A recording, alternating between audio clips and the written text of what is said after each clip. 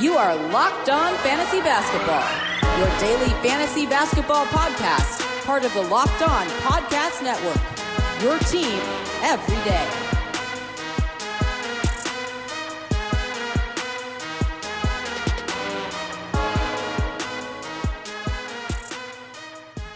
Hello and welcome to the Locked On Fantasy Basketball podcast brought to you by Basketball Monster. My name is Josh Lloyd and I am the lead fantasy analyst at basketballmonster.com and at Yahoo Sports Australia. And you can find me on Twitter as always at redrock_Beeble and on Instagram at Locked On Fantasy Basketball. Today we are looking at the week ahead, week 19 for fantasy basketball. Michael Bolton. Let's get to it. Let's get to it indeed. So let's have a look how this week shapes up. We've got an interesting week in terms of game distribution. 7 games on Monday, 8 on Tuesday, and then 9 on Wednesday.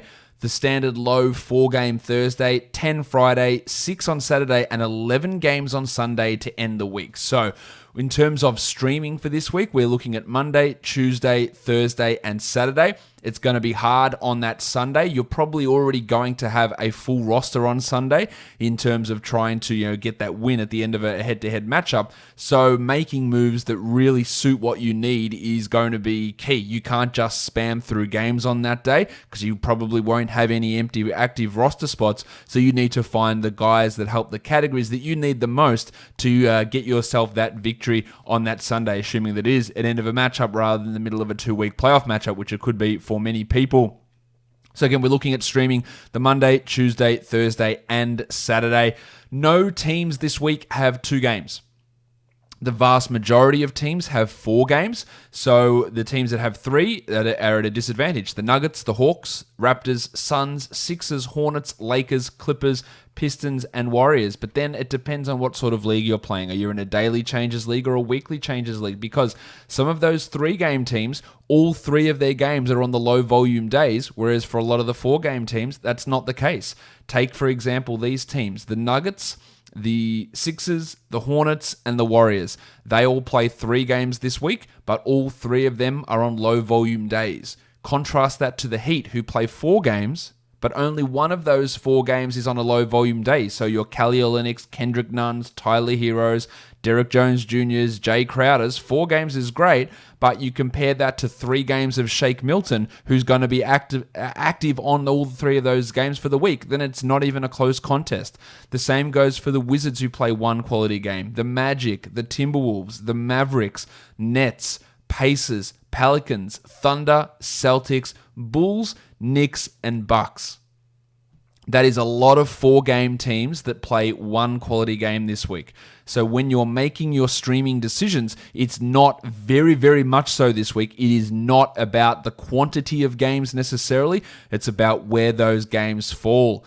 Outside of those 3-game teams I mentioned who have the 3 quality games, we've got a couple of 4-game teams with 3 quality games. The Houston Rockets have that, and the Sacramento Kings as well. So they are the tops in terms of players or teams that we're looking to stream in and get the most bang for your buck out of in Daily Changes League. Now, of course, in a Weekly Changes League, players from the Heat and from the Timberwolves and the Mavericks, they're all way more valuable than those players that play on those 3-game teams like the Nuggets and the Hawks and the Raptors. So it is a big change in philosophy and a big change in the way that you should be attacking the coming up week. Let's have a look at how we are going to stream. Again, probably looking at anything that's less than 9 games is a stream day, so we can look at Monday and Tuesday. So if we're going to try and minimize our acquisitions or get the most bang for our buck, we're looking at back-to-backs. And we've got the Spurs who have a Monday, Tuesday back-to-back. Now with the Spurs and back-to-backs, anything can happen. I don't think we're going to have guys sitting, but I think you could see limited minutes for someone like a Rudy Gay perhaps, maybe DeJounte Murray, but that just happens really at any point for Spurs guys, that minutes can be all over the place. But streaming in a maximum Derek White for those couple of games. Maximum Derek. I think that could work out okay. Okay. Even a Trey Lyles, maybe Jakob Poeltl, but probably not. Rudy Gay potentially there as well.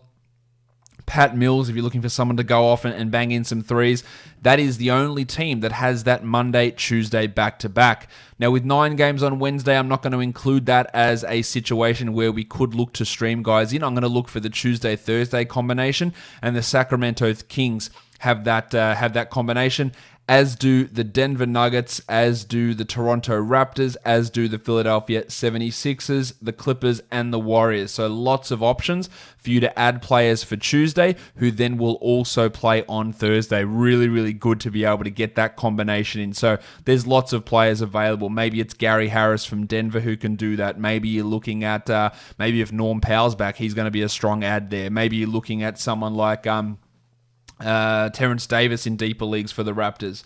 You're looking at the Sixers. Well, there is Milton, who's a must-roster guy anyway, but maybe it's Glenn Robinson. Maybe it's someone like Kyle O'Quinn over that back-to-back situation. The Charlotte Hornets have that combination as well. So you're looking at Cody Martin maybe as an option to stream there. Bismack Biyombo, depending on what happens at center.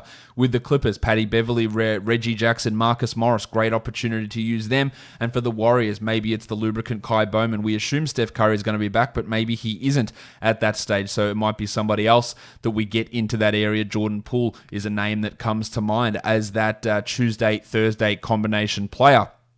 Again, with 10 games on the Friday, we're probably not going to be able to add anybody and stream them in. So we're looking at Thursday-Saturday combinations. The Rockets have that. Eric Gordon, Daniel House, PJ Tucker. They're the guys that you want to look at. Jeff Green in that Thursday-Saturday combination. The Sacramento Kings, Bogdan Bogdanovic, if he's available. Harry Giles would be someone to look at. Kent Bazemore, the Pencil, Harrison Barnes. Barnesy.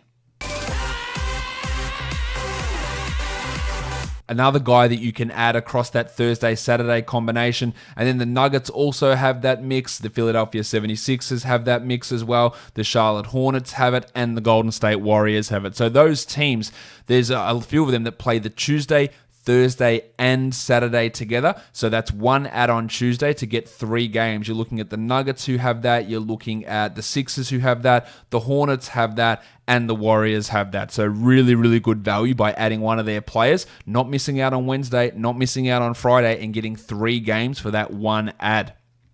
And as I said, on the Sunday, with 11 games on, you're probably not going to get any value out of that weekend back-to-back, but you might be dropping players on the Sunday who would be playing anyway, but might not provide the categories that you need. So that is going to be all important about trying to work out how you do that. Now, if we're looking in weekly leagues, if we go to those 3-game teams, some players who'd normally be start options, guys that maybe because they're playing fewer games in the majority of the league, aren't guys that we look to sit. And we look to sit someone like, I think someone like maybe like a Serge Ibaka, is maybe not a must roster or must start player that week. Kevin Huerter and Cam Reddish for the Atlanta Hawks. Paul Millsap and Michael Porter, if you were going to roster him, a guy you wouldn't want to necessarily include there. Maybe Al Horford and Josh Richardson for the Sixers. Might not be weekly league starts. Paul Washington Jr., Miles Bridges, maybe even Terry Rozier doesn't fit into that mix. Lou Williams for the Clippers. Montrezl Harrell, Marcus Morris similarly.